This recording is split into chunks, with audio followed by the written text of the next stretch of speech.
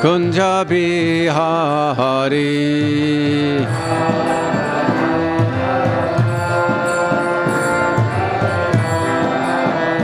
Jaya Radha Madhava Kunja Bihari.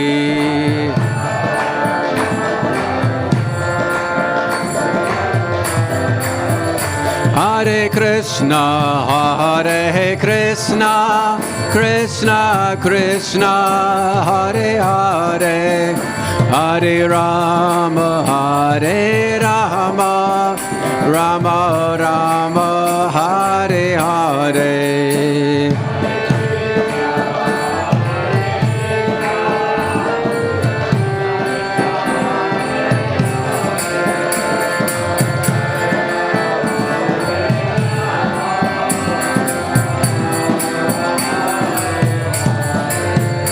Hare Krishna, Hare Krishna, Krishna Krishna, Hare Hare, Hare Rama, Hare Rama, Rama Rama, Hare Hare.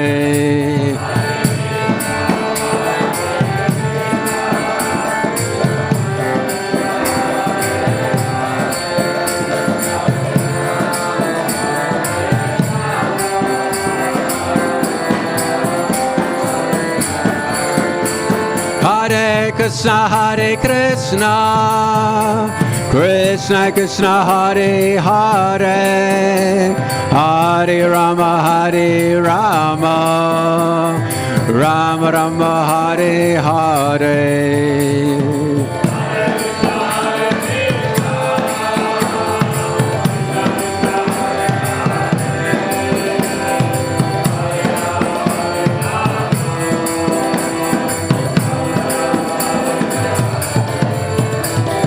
Hare Krishna, Hare Krishna, Krishna Krishna, Hare Hare, Hare Rama, Hare Rama, Rama Rama, Hare Hare.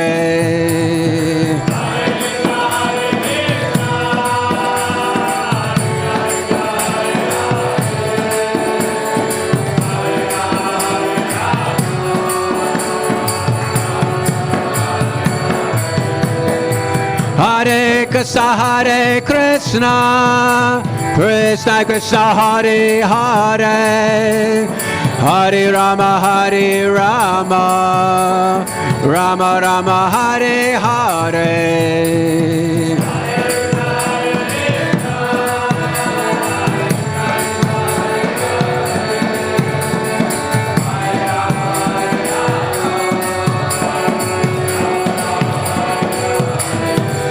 Jaya Radha Gokulananda, Radha Gokulananda Radhe.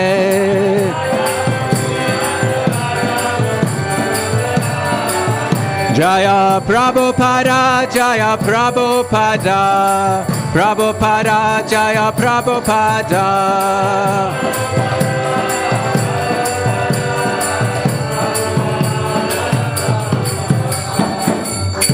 Jai Vishnupad Paramhansa Paravirajagacharya Ashtatara Sada Sri Srimadis Divine Grace A.C. Bhaktivedanta Swami Srila Prabhupada Ki Grantaraj Srimad Bhagavatam Ki Samaveta Bhaktivinoda Ki Nitai Gaura Premanandi. All glories to the assembled devotees, all glories to the assembled devotees, all glories to the assembled devotees, all glories to Shri Guru and Shri Gauranga.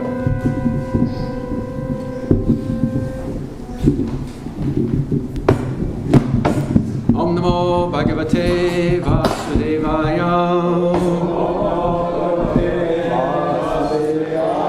Om Namo Bhagavate Vasudevaya. Om Namo Bhagavate Vasudevaya. So welcome everyone to the morning program, including those online. Today we're reading Canto 3, Chapter 7, text number 35. Yenava Bhagavangs Tushyed Dharma Yonir Janardanaha Samprasidati va yesham etadakya hime naga yenava bhagavans tushyed dharma yonir janardanaha Samprasidati va yesham etadakya hime naga yenava bhagavans tushyed dharma yonir janardanaha Samprasidati va yesham etadakya hime naga yenava bhagavans tushyed dharma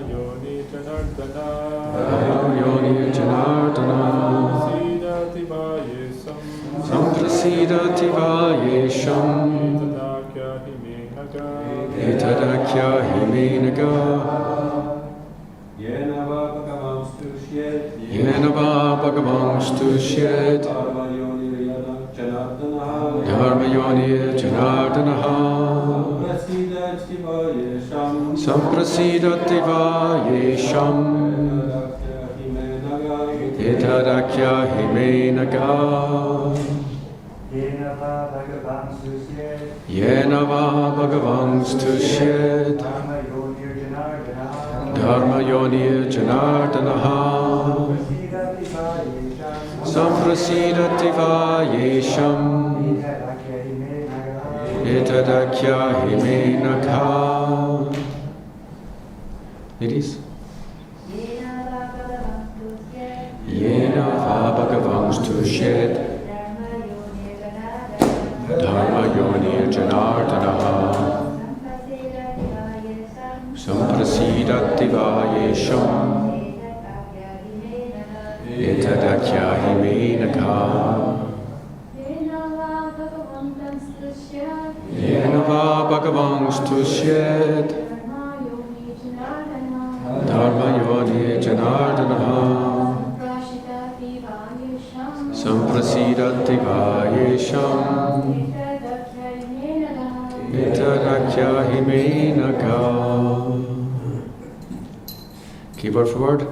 Yena, by which, va, either, Bhagavan, the personality of Godhead, Tushyet, is satisfied, Dharma Yonihi, the father of all religion, Janardanaha, the controller of all living entities, Samprasidate, completely satisfied, Va, either, or, Yesham, of those, Etat, all these, Akyahi, kindly describe, Me, unto me, Anagha, O sinless one.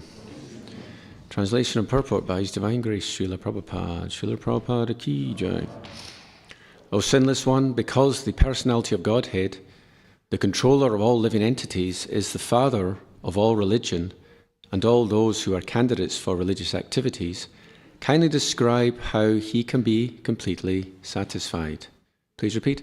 O sinless one, because the personality of Godhead, the controller of all living entities, is the father of all religion and all those who are candidates for religious activities, kindly describe how he can be completely satisfied. Purport. All religious activities are meant ultimately to satisfy the Supreme Personality of Godhead. The Lord is the father of all religious principles.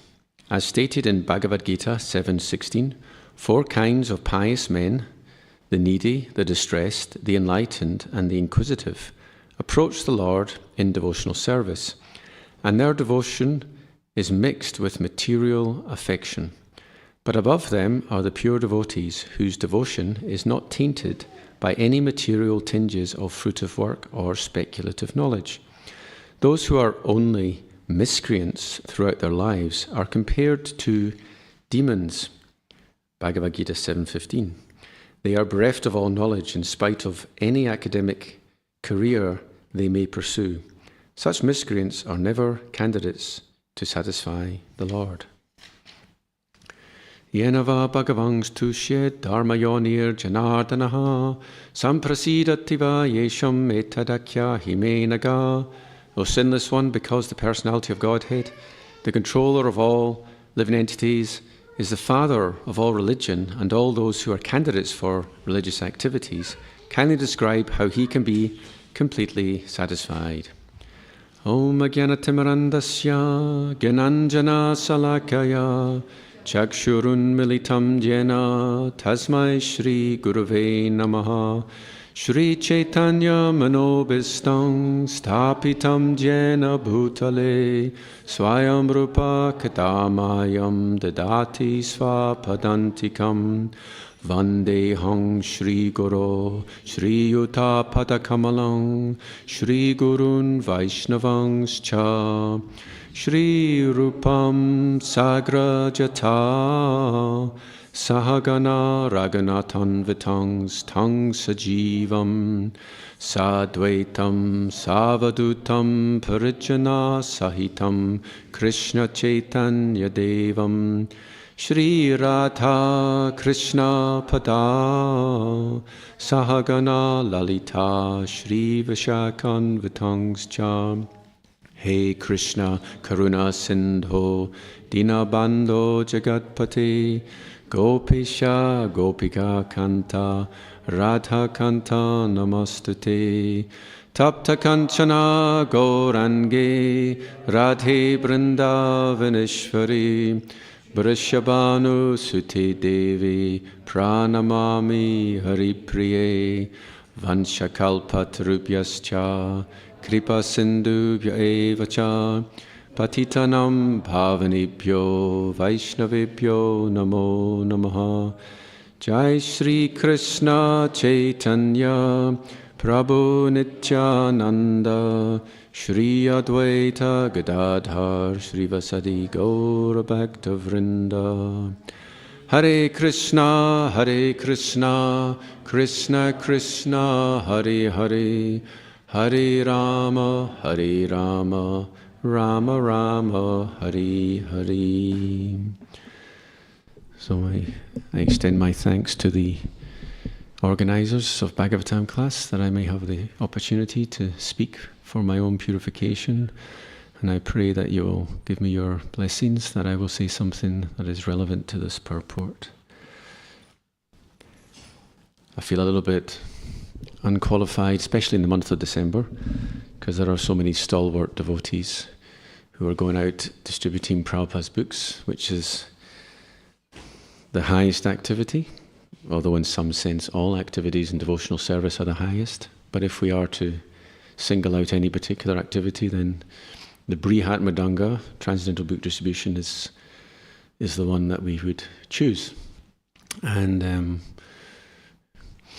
I used to do Sankirtan in Sydney, Australia.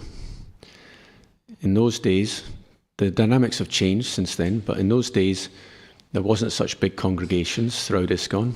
Therefore, there was a financial necessity to distribute books.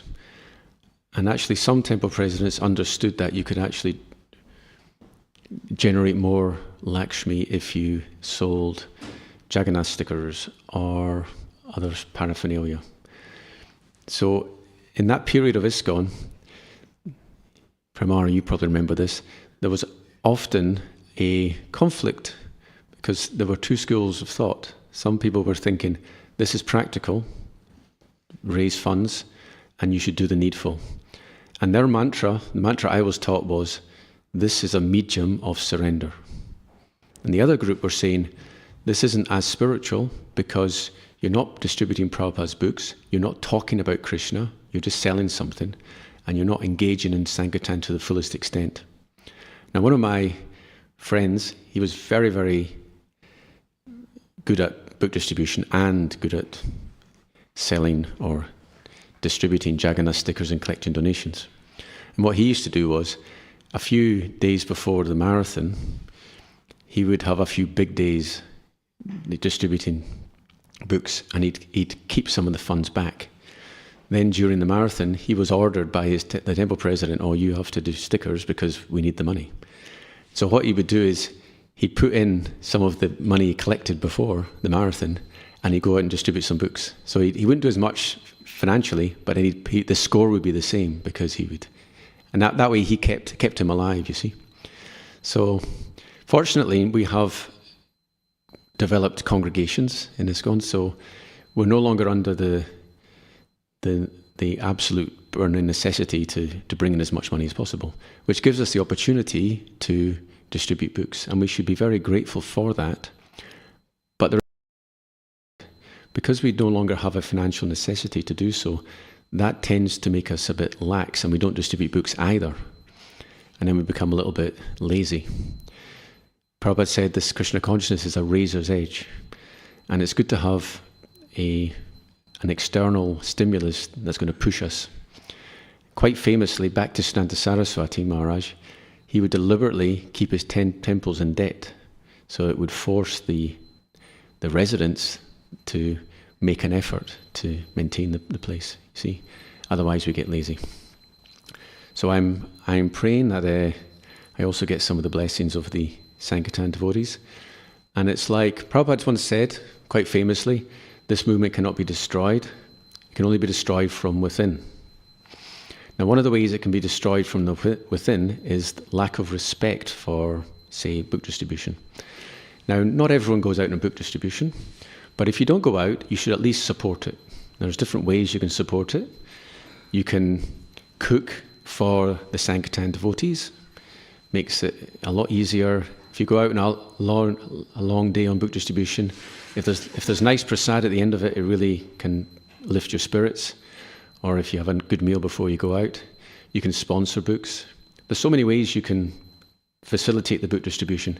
But if that kind of supply chain, if there's internal bickering and elitism, and there's no nice sort of dynamic working together, that's Maya. When that happens, that is Maya, and it can actually damage the movement. Because people don't realize, when you're on the front line, people don't realize that there's a need. If anyone has done any type of preaching activity, you'll always find the same thing happening. You're like, we could do so much more if only we could engage other people. Everyone knows this. But then if you're not actually doing that yourself, you're kind of going about your life. You're not thinking to yourself, I'm wondering how many people there are who really need help right now to preach, and they need someone. Maybe I should try and find out who that person is. We don't think that way because we're not under pressure. Now, when Prabhupada was coming, he was, 14 years traveling around the world, there was a sense of urgency. And then the devotees actually thought, we will conquer the whole world, everyone will become Krishna conscious, or at least 10% will. Prabhupada said he wanted 10% at least. And devotees actually thought this was going to happen in the near future. Of course, it never happened in the near future. Things have changed. How history unfolded is slightly different. But just having that impetus, that desire, that passion, that brings people together.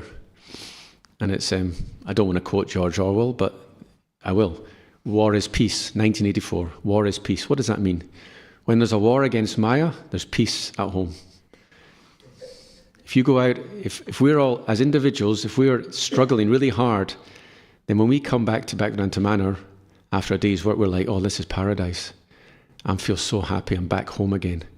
And if we don't go out, we'll take it for granted and we'll end up fighting with each other, right? Now, I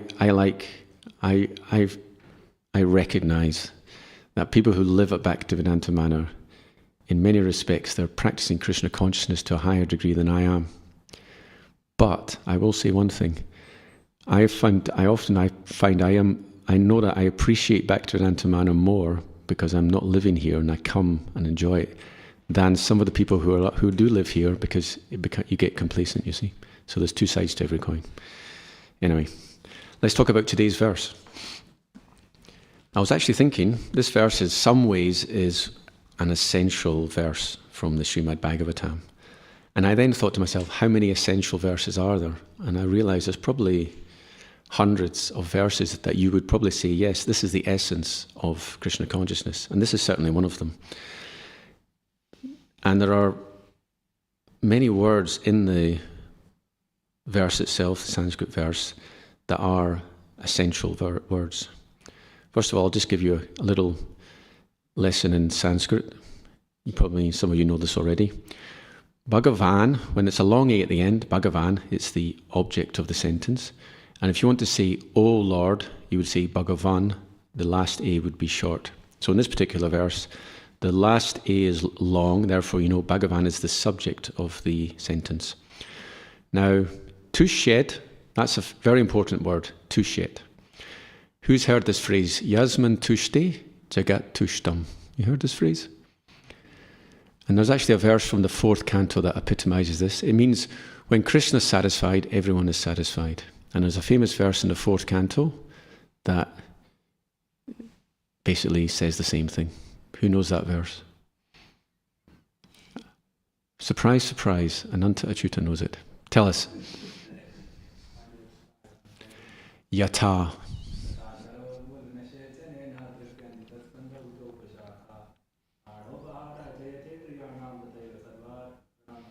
Thank you. And what's the translation roughly? Just like by watering the roots, all the parts of the tree are nourished, just by feeding the stomach, entire body is nourished. Similarly, by serving the Supreme Personality all the living entities are. Thank you very much. And for those online, I'll just summarize that. As we water the root of a tree, all the branches and leaves become nourished. As if we feed the stomach, all the senses become enlivened. In the same way, if we worship Achyuta, everyone is satisfied. Now, there's a famous pastime in the Mahabharata that epitomizes this. Does anyone know which pastime this is? Durvasa Muni, Draupadi, yes. So the story is, remember when the Pandavas, they were in exile. Actually, when they were leaving to go to the forest, Yudhishthira was lamenting. Because all the Brahmins wanted to come, and he thought, I want to facilitate these Brahmins, but how will we feed them? And at that time, Daumya Rishi, he gave a special plate. He had a special plate. He worshipped the sun god, and he received a special plate. And this special plate had the property that it would provide unlimited food until Draupadi would eat, and then it would be finished. Okay, so by receiving this plate, Maharaj Yudhishthira was very happy that he could then feed the Brahmins to their heart's content. So the evil-minded Duryodhana, he made a plan, because he knew that Durvasa Muni is by nature the type of sage that will chastise, that will curse. That's his nature. And he made a plan that he would send Durvasa Muni and his disciples to the Pandavas just after they'd finished their meal, just after Draupadi had ate. That way, they wouldn't be able to provide any food for them. And he was figuring out this would lead to Durvasa Muni becoming angry and cursing the Pandavas, which he thought was a very good idea.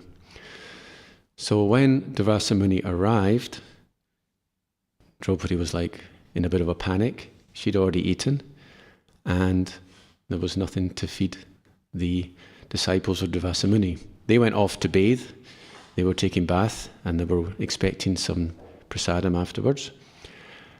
Now at that time, Krishna came. Now in the Nectar of Devotion, this is described as, this pastime is described as an instance where Krishna is known as Sarvagya. Sarvagya means he's all-knowing. So there are 64 qualities mentioned in the Nectar of Devotion. One of them is Sarvagya, Krishna's all-knowing. And he knew what was going on here. And because he is the devotee of his devotee, Bhagavan Bhakta Bhaktiman, he's going to make sure that the Pandavas are safe. So he arrives at the spot, understands what's going on. He looks in the pot and he sees a little bit of vegetable left, and he eats that vegetable. And he's satisfied. The Lord can be satisfied with a small amount, right? And just at that moment, all the disciples of Durvasa Muni, they suddenly felt, oh, we're no longer hungry. we feel completely satisfied. And they thought, we can't go back to the Pandavas because it'll be rude. And they offer us food we don't want to eat, so they didn't come, they left. In this way, the Pandavas were saved from the curse of Durvasa Muni. So this is an example of Yasmin Tushti, Jagat Tushtam. Well, there's another version, Tasmin Tushti, Jagat Tushtam, which literally means when Krishna is satisfied, everyone is satisfied. So here's a question. When Krishna eats on the altar, is your hunger satisfied or not? Mine isn't. Is anyone's hunger satisfied? Why is that the case? I was actually reflecting. If a mother's hungry and she feeds her child, she will be satisfied if she really loves her child, because she won't care for her own hunger. It's a question of love. How much love do we have? We're on the bodily platform. Bodily platform means we're just thinking about our own selves.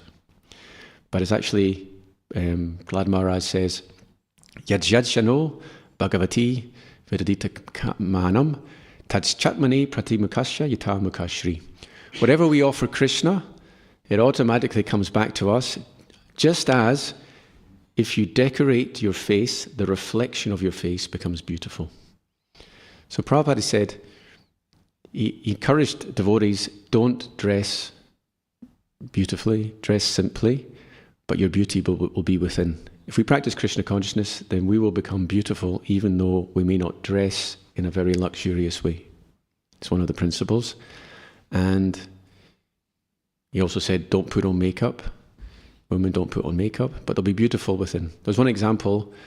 There was a beautiful disciple of Prabhupada. And at the time of initiation, he commented, he said, you're very beautiful. Now you become beautiful within. It's amazing. So actually, beauty is, a woman's beauty, it lasts for her youth, and then it diminishes. But spiritual beauty, you can be old and beautiful. There are many great Vaishnavas and great Vaishnavis who are very beautiful because of their character. And that shines through. It's not about skin deep. So if we ultimately, it says in the first canto, Eya samot atmito atmano jivo atmanam trigunatmakam propin manote nartam tadgritam chabipajate. Due to the influence of the illusory energy, we consider this body to be us. But this body actually gives us so much trouble, and it's actually created by our own mistakes. Having a mature body is a sign that we have made mistake. Anartha. It's caused by anartha. And due to that illusory energy, we actually identify it with ourselves. We think this is us, you see. So in the purport, I'm going to discuss the 4 types of miscreants, because they're mentioned in the purport. Well, they're not mentioned specifically, but we can discuss them. Bhagavad Gita 7.15. So who knows that verse? Bhagavad Gita 7.15, it describes the 4 types of miscreants that do not surrender to the Lord. Yes, Prabhu. Shyamasundar. After that one is Namam Dushkritino Mudha Prapadyanti Naradhama Maya Aprita Jnana Asurim Bhavam Asrita. Thank you very much. So 4 types of miscreants do not surrender. The Naradama, the Mayaya Pritagya, the Asuram Bhavam, and Mudha. Yes, the Mudha. So let's describe what are these. What are the meanings of these words? What's the Mudha? How would you describe them? Because in the purport, it's a long purport. Prabhupada describes all of them. Have you got a microphone, by the way?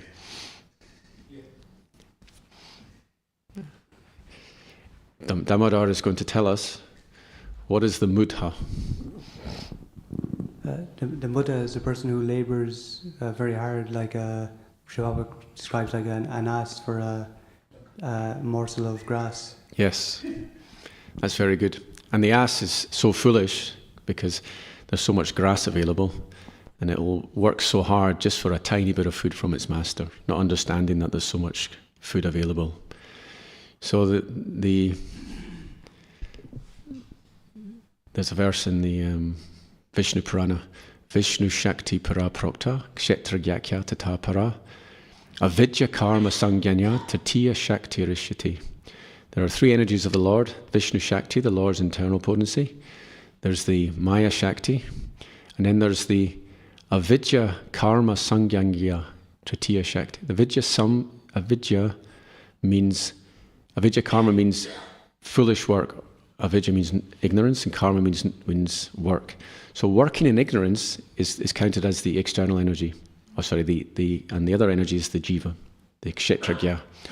So it's interesting how the illusory energy is described as basically work, fruitive. The fruitive mentality is a phrase that's kind of used to describe the external energy of the Lord. So we work so hard for something because we think that by work I will get the result, not understanding that Krishna is the giver of all results, of all our activities. He's the giver of the fruit. So if we understand that Krishna's providing everything, then why don't we just surrender to Krishna? And then everything will be given to us anyway. And that's actually those who have faith and who actually practice this, that actually does happen. Those who devote their lives to spreading Krishna consciousness, they get everything on a plate. It's like you see people that they don't actually slog hard, but then through good fortune they get what they need, all the requirements are met, and they just engage in devotional service 100%. Alternatively, you work very, very hard and you potentially destroy your health, and then you're not well enough to even engage in devotional service.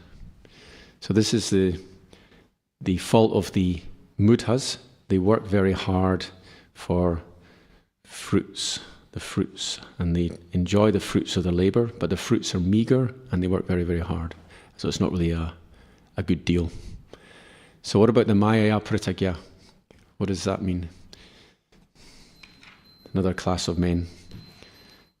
Damodar Prabhu. They're the ones who are the erudite scholars and philosophers, but they have no sense of religion or God. They're more materialistic. Yes, thank you. So they're like the false gurus. They're kind of a dangerous class. In the Ishopanishad purports, Prabhupada explains like a snake with a jewel is very, very dangerous, because obviously the jewel is very attractive. So those who are very knowledgeable, they are attractive, they're like gurus, but they're very dangerous because they don't have knowledge, and therefore they mislead people. So their destination is actually not very good at all. If one is an atheist and is just a nobody, then at least one is not misleading. But if one is a leader and an atheist, then one is misleading many people, and the Lord is not like that.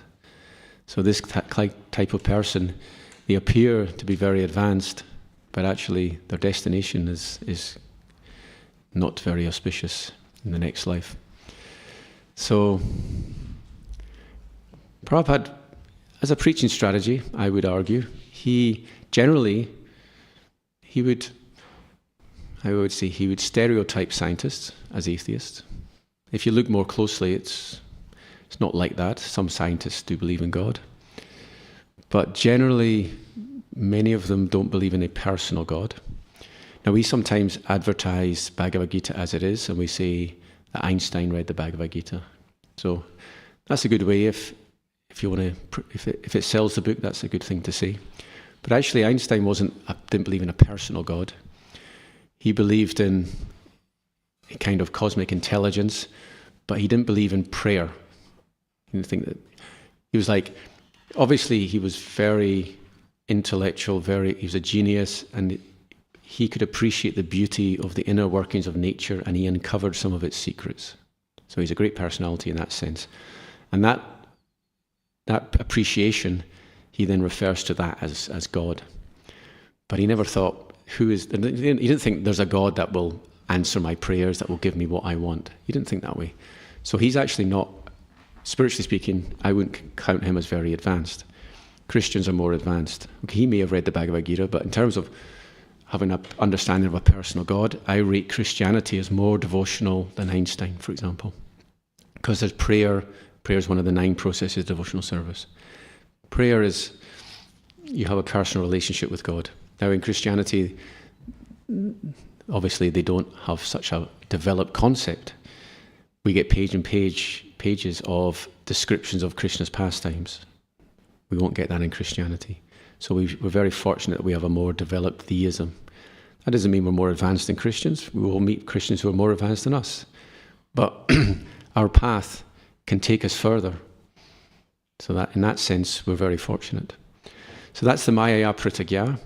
What about the Asuram Bhavam Ashritaha, which means those who have taken shelter of Bhavam and mood. Asura means atheism. So what are these type of people? How would they be described?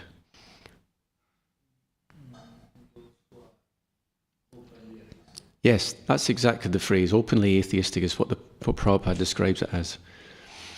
So they basically think that the Lord can't appear on this planet. There's no such thing. This is all fiction, it's mythology. And they're kind of proud of their atheism and they like to propagate atheism. Actually, these four categories, they're not, you can be part of one and part of another. You can be all four at once. Although generally Buddhas generally aren't going to be intellectuals, but some of them might be. I mean, how many professors are doing it for the money? Maybe some are, but most of them aren't. Most of them are thinking themselves something higher. The last category is the Naradama. So what's the meaning of Naradama? First of all, what's the literal meaning in terms of Sanskrit? Nara, Adhama means? Yes. And what's the phrase for the highest among men? Narottama, one of our acharyas. He's the best of men. So what's the Naradama? How would you describe the Naradhama? Prabhupada gives a nice explanation. He says, society is meant to be governed on social, political, and religious principles. But when you have social and political, but without religious principles, that is a society of Naradamas. Sri Sri Radha Gokula Ananda Ki Jai. And astonishingly, Prabhupada says 99.9% of the population is Naradhama.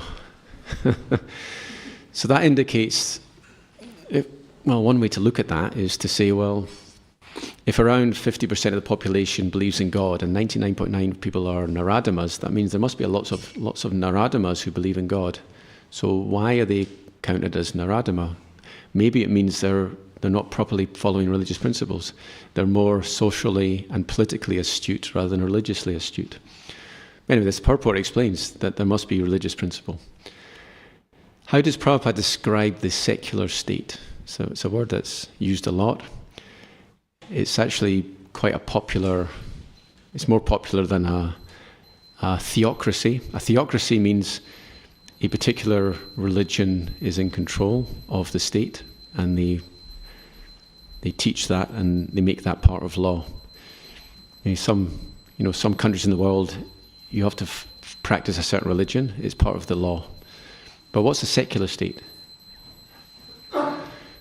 Actually, the reason I'm asking this is because the modern meaning of secular state is slightly different from how Prabhupada used it. Anyone know? Know the difference? Okay. A secular state means you have the freedom to practice your religion or to practice no religion.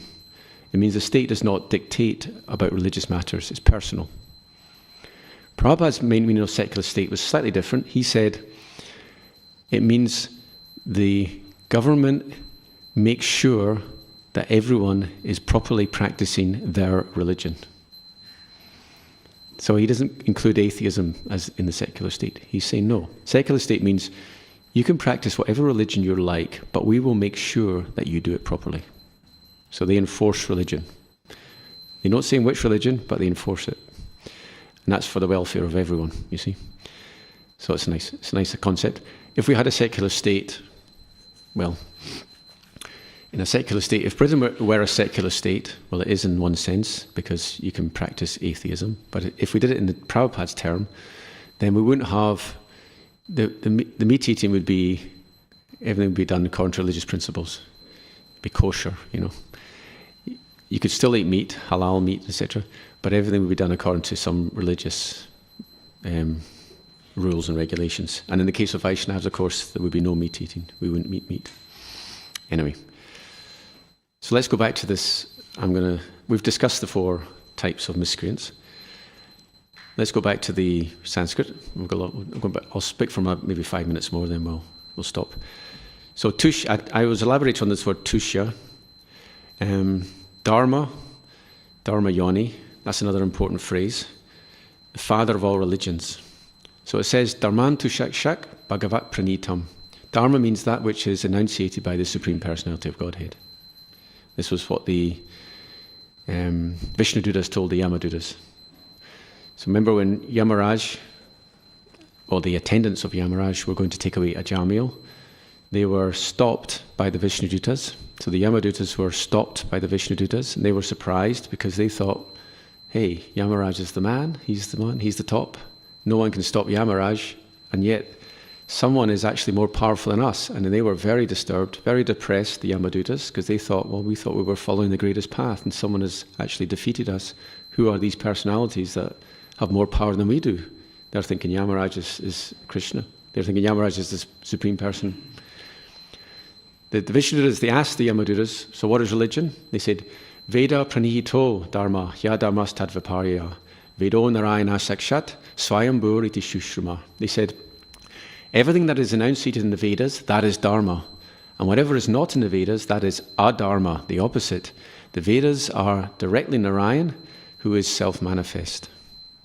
It's actually kind of true. However, as Krishna tells Arjuna, Vishaya, is it Trigunya Vishaya Veda, Nistrigunya Bhavarjuna.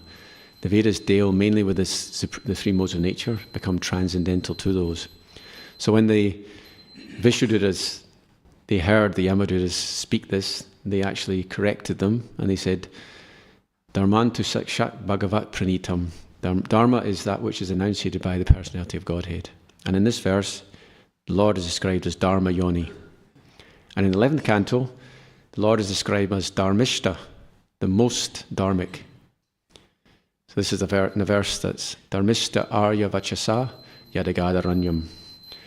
That the Lord went to the forest, being very dharmic, he went to the forest on the order of his superior. And this verse replies to Lord Krishna, Lord Ram, and to Lord Chaitanya.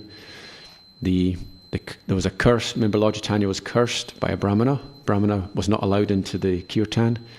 He cursed Lord Chaitanya, may you never experience material happiness. So the Lord took it to uphold the honor of the Brahminical class. He decided he would follow this curse. He would make this curse come true, and he did it by taking sannyas, because sannyasis don't have material enjoyment. And he therefore went to the forest. He went through Jarakanda forest. So on the order of the Brahmana, he went to the forest. That's the meaning of the verse. And in the case of Lord Ram, on the order of his father, he went to the forest because he had given a boon. His father had given the boon, and Kaikeya had taken this boon. So, and in terms of Krishna, Vasudeva and Devaki were afraid because Krishna was born in the prison house of Kamsa. In order to protect Kamsa, they requested that he leave.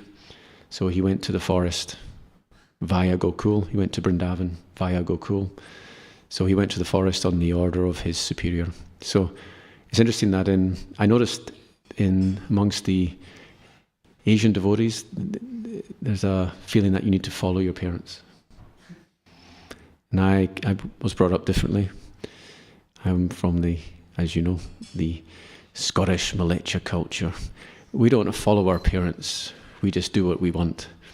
So there was never any question. I never had any moral qualm about whether I should follow what my father told me to do or not. I just made my own decision. But if, as is usually the case, older people are generally more wise, it makes sense that children should follow their parents. But occasionally, Swayam Bhagavad Keshava Maharaj never followed his father, because when he came to live here, his father came and asked him to come to leave, but he didn't follow. Because Prabhupada's our father, right? And if the father is not following Dharma, then the rule to follow father no longer serves a purpose, you see. Anyway, these are some considerations. And I'll finish with one little point. I will ask you, does this verse remind you of a famous verse from the first canto? And I'll give you a hint. Samprasidati and Dharma. These two words, they must remind you of a famous verse from the first canto. But don't think of Samprasidati. I mean, there is a verse, Samprasidati, Yenatma Samprasidati, but there's another verse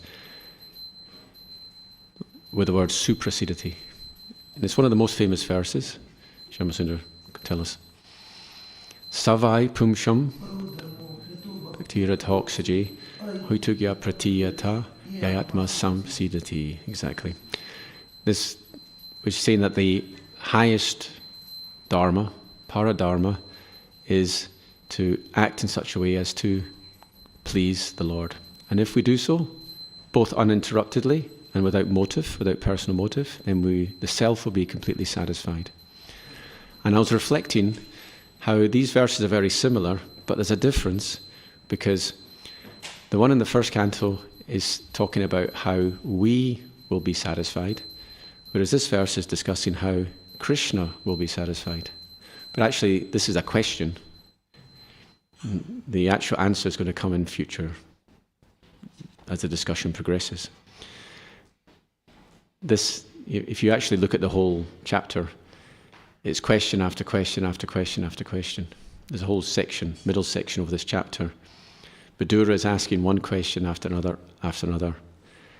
Kindly describe is akyahi.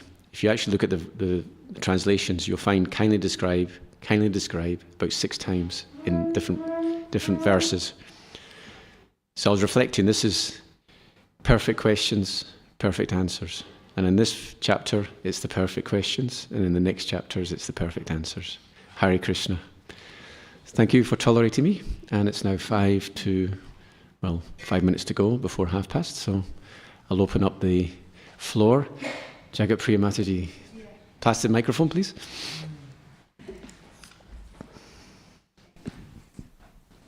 Thank you. It's not a question. I just wanted you to repeat one time. I didn't catch the Naradama description. If you can say yes, it one okay. time more, please. I'll say it again.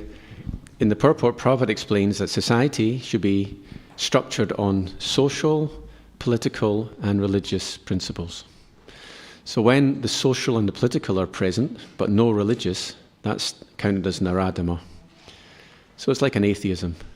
You can have a perfectly well-ordered political system, social rules, everything all nicely ordered, and no one believes in God, right? That could be a false paradise. It could be perfectly run, perfectly managed, but if there's no concept of God, that is a society of Naradamas. And 99.9% of the population are Naradama, which by implication means you can be a Mudha and a Naradama at the same time. You can be all these things and a Naradama at the same time. But that's just that. It's interesting, I thought I'd throw out the question on each, and the answers I got were exactly the one sentence that I stood out in my mind when I read the purport. But if you actually read that purport, there's a long description about all those 4 categories. But in essence, that's what stuck out to me. And the Mudas being like asses who work very hard for their fruits. That was what stood out. And the Asuras openly atheistic. That's what stands out when you read that. And what's the 4th one again? Those whose intelligence has been stolen by illusion. Any other comments or questions? Ananta Achyuta Prabhu, and then Shyamasundar. Hare Krishna. Thank you so much, Guruji, Thank you. for a wonderful presentation. In today's purport, Prabhupada talks about academic educational career. Just mentions it. And when you were speaking on the 4 categories, a question came to mind that, let's say somebody is wanting to go higher and higher in terms of their educational qualification. They have done their bachelor's, they are now want to do master's, then want to go for PhD. Let's say if such a devotee is under our care or we are guiding them, should such a desire be encouraged? Should such a desire be discouraged? or we as mentors should stay neutral to this? Thank you very much. That's a very interesting question. My first comment is Bhakti Yoga, any activity performed in Bhakti Yoga, as soon as you do it, the result, you're going to get the benefit. If you work for Krishna, if you have a plan to engage in some activity long term for the purpose of, it's usually for the purpose of spreading Krishna consciousness, and then you don't actually achieve the goal, you may not get, Krishna may not give you the reward for that. I mean, if your motive is good, he'll understand your motive and you'll get some benefit. But the ninefold processes of devotional service, they are more inherently bhakti than offering your activity to Krishna. So if you go, say you perform, go to university, etc., that can be considered karma yoga. Is like offering the fruits of your activities, right? You're working for Krishna, that is the goal. Now, it can be done as work for Krishna and then get a good job in order that you can earn a living and then practice devotional service nicely without having to worry about how to pay the bills. Or it's, I'm going to university to become a great scientist to spread Krishna consciousness. Interesting, Prabhupada said, that is kirtan. He said, if you learn material science, there's a quote, it's on the back of one book I was given recently. Prabhupada said it's kirtan. If you understand material science, you learn material science and use it to spread Krishna consciousness, that is kirtan, you see. So it's a wonderful goal, and should it be done or not? What you do is, if you know the person, you have to understand the mentality.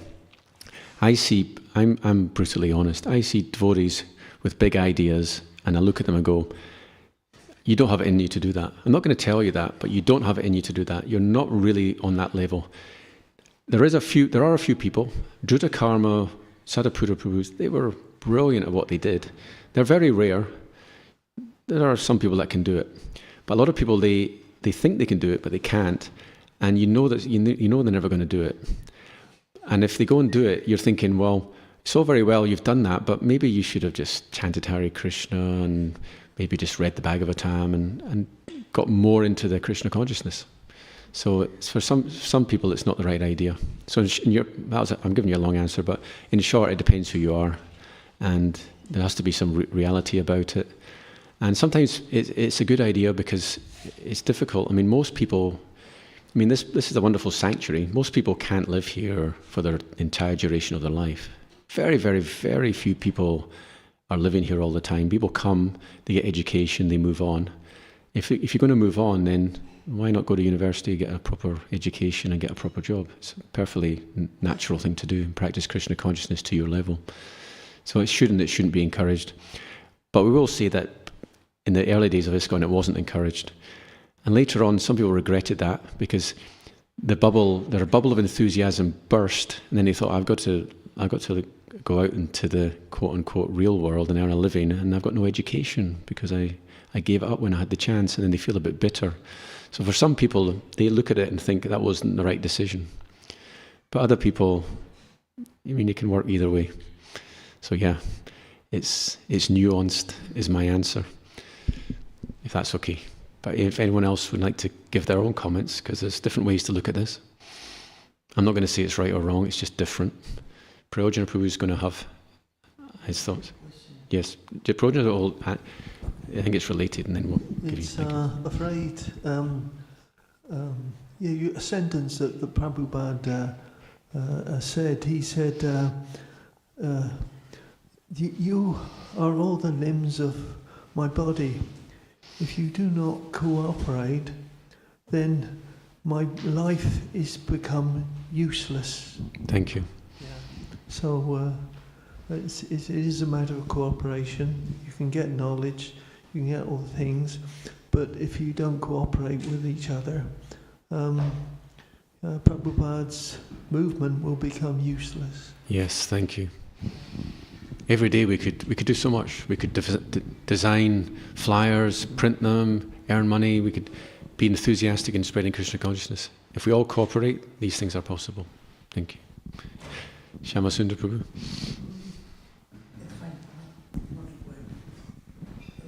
No. Question is not related to the thing, what you spoke. Basically, you use that verse, Savai Pumsan Paro Dharmo, ya Ayetukiha Pratiyata. That verse is being spoken by His Holiness Radhanath Swami Maharaj in each and every class, lecture of his. Amazing. So, why did you use that today? Because I was intrigued. Okay. Because that is the most important. Okay, I used it because suprasidity is in the verse, and in today's verse it's samprasidity, and dharma's in both verses. So I just looked at them and I thought, it reminded me of that. But yeah, this is one of the most, I once had someone sent me a PDF file of the most quoted verses of Prabhupada from the Bhagavatam, and that was one of them. It was really up there, one of the top 5. It's a very important verse. Savai Pumsham Paro Dharmo. Yes. Thank you. Thank you. Thank you all very much. Grantaraj Srimad Bhagavatam ki, Srila Prabhupada ki jai. If anyone's going out in Sankirtan, I've got a garland and you can give it to someone on the street. Yes. Yeah?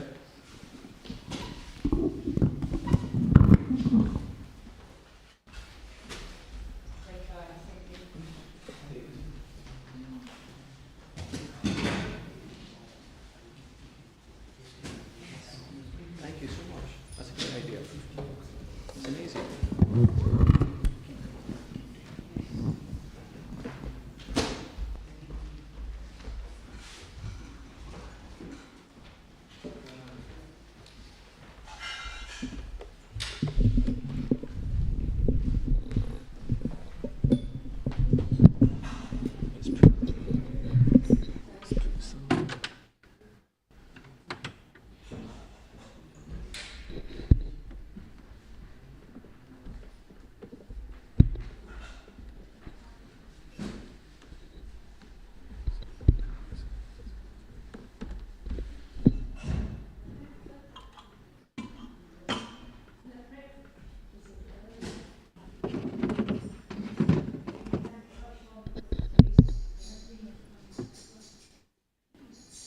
Hare Krishna, Krishna Krishna, Hare Hare, Hare Rama, Rama Rama, Hare Hare, Hare Krishna, Krishna Krishna, Hare Hare, Hare Rama, Rama Rama, Hare Hare, Hare Krishna, Krishna Krishna, Hare Hare, Hare Rama.